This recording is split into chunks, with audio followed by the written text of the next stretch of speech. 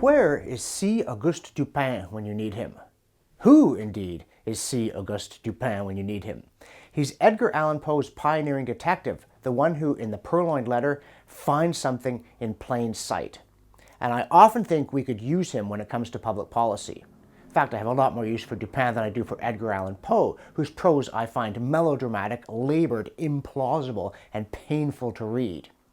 But I think of Dupin when you look at episodes like, for instance, on December 10th, back in 1977, that's on UN Human Rights Day, when the Soviets publicly arrested a bunch of dissidents.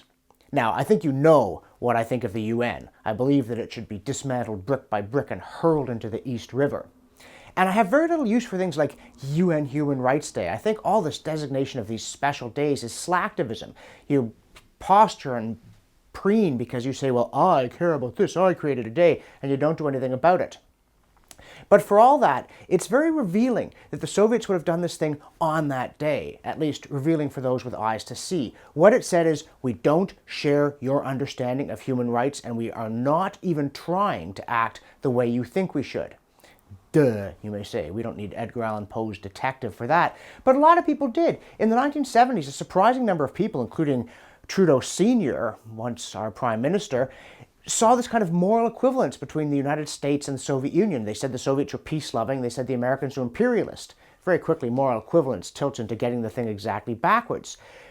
The Western nations and the Soviets had signed the Helsinki Accords promising to respect human rights back in 1975, and an amazing number of people didn't understand that the Soviets weren't going to do it, even though they kept saying it. There's even a book, Human Rights in Soviet Society, and you're thinking, now that's going to be a slim volume. When I tell you it was written by Konstantin Chernenko, you're going to imagine it vanishing altogether.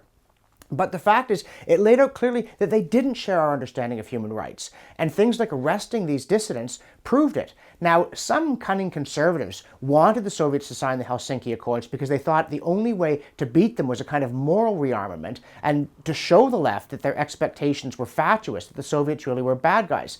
They get some credit.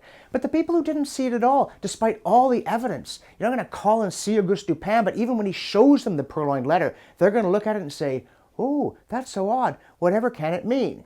Because some people just cannot see the obvious, no matter how clearly it is brandished right in their faces.